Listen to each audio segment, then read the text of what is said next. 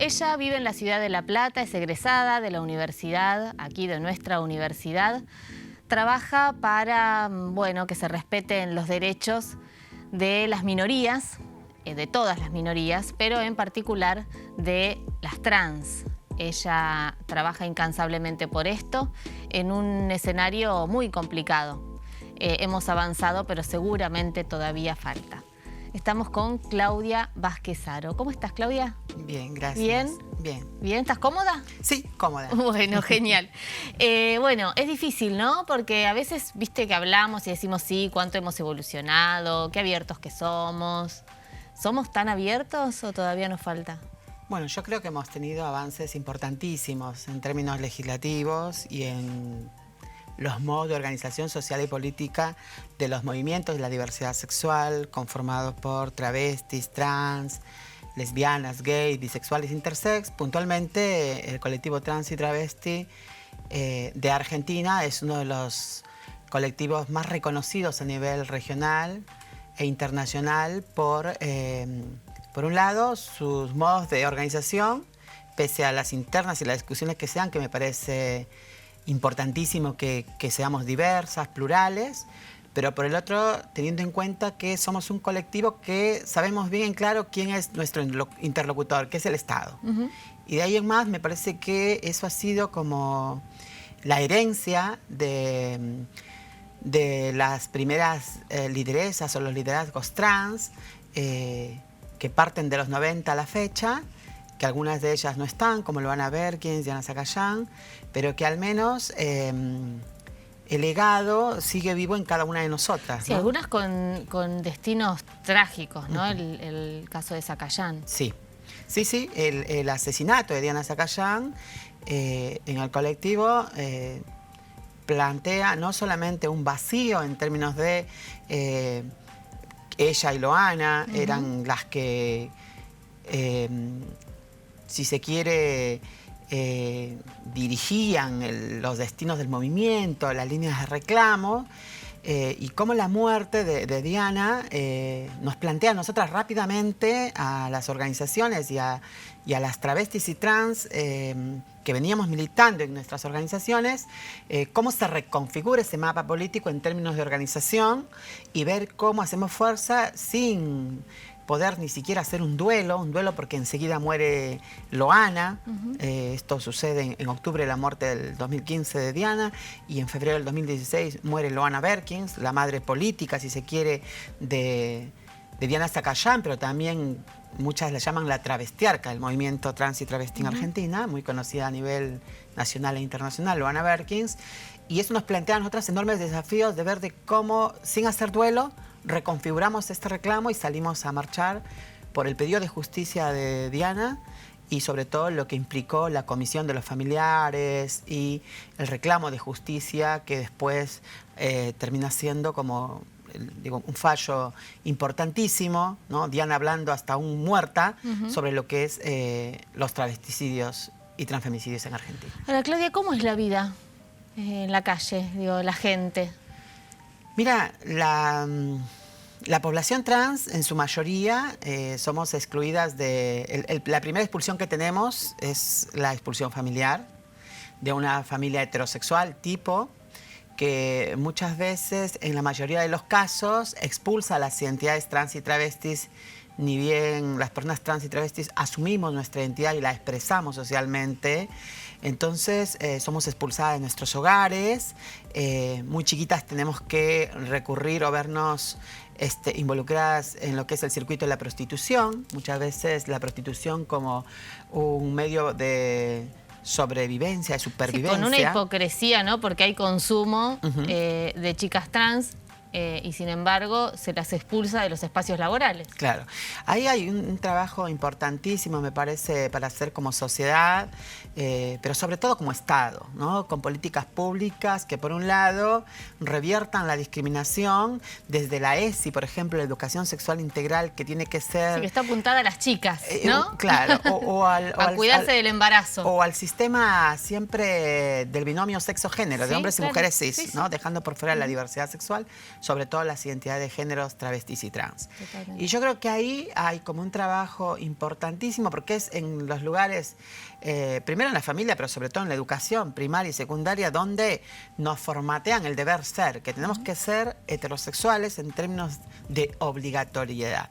Y ahí pienso que es el primer lugar donde tenemos que empezar a reeducar a una sociedad profundamente machista, biologicista, heteronormativa, patriarcal, xenófoba, racista, porofóbica. Digo, todo esto es el resultado de la cultura y sobre todo de también lo que le toca a la educación, ¿no? La educación siempre esa pregunta por dónde estamos las identidades diversas, cuáles han sido nuestros recorridos, siempre han sido los márgenes.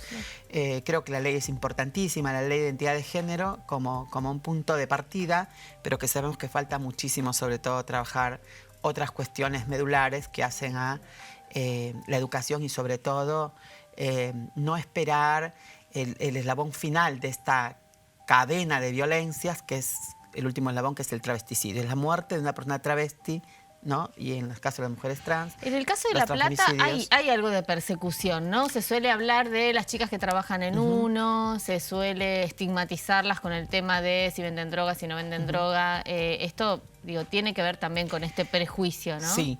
Mira, La Plata ha sido desde que asumió la Alianza Cambiemos del 2015 a la fecha, fue donde nosotras como organización, como Trans Argentina, porque soy presidenta de esa organización, pudimos ver cómo se incrementaron en un 100% las detenciones arbitrarias, los malos tratos, las vejaciones, las torturas y muertes de compañeras trans y travestis en situación de encierro. Y eso es parte, en principio, de cómo se construye un otro, donde en principio se la deshumaniza, como es el caso de las travestis y trans, y después cómo se nos asocia siempre nuestra identidad o a la prostitución, al escándalo, a la droga, y cuesta muchísimo revertir, ¿no? Estos modos, cómo se ha construido nuestra identidad desde los márgenes. ¿Cómo hiciste vos para construirte? Digo, para estudiar en la universidad, para decir, bueno, yo voy a pelear, porque bueno, habrá otras chicas que no tienen las mismas posibilidades o la misma energía. Digo, ¿cómo llegaste a esto? Bueno, yo vengo desde muy chica, nací en Perú, y mi hermana mayor viene acá a estudiar en los 90, se recibe, me plantea que Argentina era el lugar donde yo podía estudiar, me habla de la Facultad de Periodismo y Comunicación Social de la Universidad Nacional de La Plata. Yo vengo muy ilusionada con terminar mi carrera universitaria, porque en Perú se me vio truncada por mi identidad de género, y ingreso a la universidad, ingreso a la facultad, y para mí es un cambio enorme en mi vida, ¿no? Digo, empezar a leer textos que no solamente me daban herramientas, sino al mismo tiempo me invitaban a problematizar y sobre todo a pensar en cómo las sociedades están estructuradas y cómo la producción de conocimiento también tiene una parte muy importante en esto, ¿no? Y de ahí empiezo ya obviamente con ideas de luchar contra la discriminación por cuestiones de orientación sexual, identidad de género. Creo que a mí se me suma también la discriminación por mi lugar de origen, ¿no? La xenofobia. Y creo que también la sufriste. Sí, constantemente, estar siempre escuchando esto de ese discurso, ¿no? De nos quitan el trabajo, nos quitan las oportunidades. Que se repite más habitualmente de lo que uno cree, ¿no? Sí, digo, en la calle. Eso, digo, Argentina es un país profundamente xenófobo en su mayoría. De hecho, por eso se cree el INADI, el Instituto contra la Discriminación, la Xenofobia no existe y el Racismo. Porque sí, exacto. Entonces, digo, ahí hay también algo a trabajar. Pero yo creo que hay algo puntual y que me encantaría hacer eje, que es la cuestión del seno familiar. Creo que eso ha sido la clave para hoy en día pensarme y hacer una mirada retrospectiva. ¿Cómo eso se reproduce ya desde chiquito en familias, no? Donde... Sí, mi madre y mi familia y mis hermanos acompañaron todo mi proceso. Mi papá más adelante, cuando lo entendió. Pero sobre todo, vengo de una familia de somos 6 hermanos. 3 hombres, 2 mujeres y yo. Y mis tíos, una familia muy numerosa, pero nunca tuve ningún problema con mi familia. Yo creo que eso ha sido para mí como... determinante. Claro. De hecho, siempre el estudio fue como en la familia. El estudio tu carrera universitaria, aún con esa idea de nuestros crecimiento, viejos. ¿no? Sí, es tu pasaporte para llegar a donde tenés que llegar. Entonces, creo que eso me inculcó a mí valores, ¿no? Valores que tenían que ver con valores que no tienen que ver con el prejuicio ni con reproducir ciertos estereotipos, sino valores, ¿no? Una persona, digo, a las personas nos tienen que juzgar por ser personas, no por dónde venimos, por de lo que dónde somos, sienten. por nuestro color de piel, por nuestra sexualidad. ¿Y qué te pasa cuando, a mí siempre me hace mucho ruido y lo quiero charlar con vos ya que estás acá, cuando se dice eligió la identidad asumida como si fuera una decisión Claro. que uno dice, bueno, hoy me voy a levantar y voy a ser mujer, entonces... Digo, no está bien eso. No, ¿O sí? yo creo que cuando uno lee a Butler entiende más claro de que todo está predeterminado en nuestra sociedad. Es que todos nacemos y no elegimos nada, o sea, ya está predeterminado. Cuando vos naciste, a vos no te dieron lugar a elegir. Claro. Sos lo que sos. Ahora, eso en términos de heteronorma, disciplina científica académica, discurso hegemónico. Ahora, la sexualidad y las identidades son mucho más amplias. Sin embargo, es necesario encorsetarlas. Y aquellas que no entran en esas definiciones o quedan por fuera son las que en definitiva cuestionan no solo un status quo, sino una estructura de pensamiento y sobre todo una política que es mucho más amplia, que tiene que ver con la definición de cómo piensa, por ejemplo, un gobierno, sus políticas respecto a determinados temas. Entonces, bueno, después podemos hablar también de las políticas de salud, ¿no? Si vas a un hospital, supongo que no será lo mismo acá que probablemente en una ciudad del interior. Digo, también una cosa es vivir en La Plata, en la ciudad de Buenos Aires, y otra cosa en Jujuy. Sí, tiene sus propias complejidades, particularidades, pero el tema es que el patriarcado y la heteronorma nos atraviesa a todos y a todas. Yo hasta hace muy poco era miembro del Fondo Internacional Trans, digo hace muy poco porque hace 3 días renuncié por cuestiones de agenda y otros trabajos, pero 3 años vivía viajando a un lugar donde nos reunimos para financiar proyectos de movimientos trans de los 5 continentes. Y entonces escuchaba a los expertos y las expertas de 18 países del mundo contar sobre las realidades que atravesaban su comunidad trans o travesti. Travesti es nuestra, es muy argentino el término travesti, hay que decirlo. Es trans en general. Es trans en general, un término paraguas. Y explicaban, contaban las dificultades que tenían. Bueno, nosotras somos uno de los países más avanzados en términos de legislación. Claro. Sin embargo, sabemos que de la ley a la práctica cotidiana, transformar la cultura cuesta muchísimo. Y entonces vemos cómo el mundo está permeado por el patriarcado, por la heteronorma, y estas prácticas que calan hondo en la sociedad se reproducen en las instituciones, ¿no? Claro. Hemos avanzado con nuestra ley, que es maravillosa, que tenemos una ley y no es lo mismo tenerla que no, que sí.